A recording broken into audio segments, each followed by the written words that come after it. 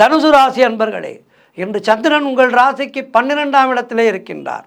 உங்களுடைய ராசி அதிபதி குரு ராசிக்கு 7ஆம் இடத்திலே இருக்கின்றார். ஆகவே இன்றைய நாளிலே திருமணம் போன்ற சுபகாரிய பேச்சுவார்த்தைகள் சற்று தள்ளி போகும். ஆகவே இன்றைய நாளிலே அதற்கான முயற்சிகளை தொடங்காதீர்கள், வேண்டாம்.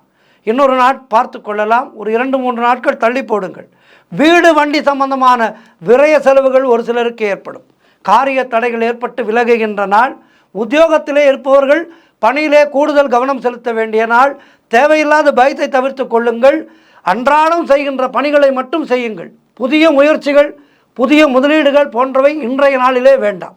குலதெய்வ வழிபாடு மன அமைதியை தரும். அலுவலகத்திலே வீண் வாதங்களை எல்லாம் தவிர்க்க வேண்டிய நாள். யாரை பற்றியும் யாரிடமும் பேசாதீர்கள். காலதாமதமான வெற்றியை கொடுக்கும் முயற்சிகள் எல்லாம். உடல் ஆரோக்கியத்திலே மிகுந்த எச்சரிக்கையாக இருக்க வேண்டும்.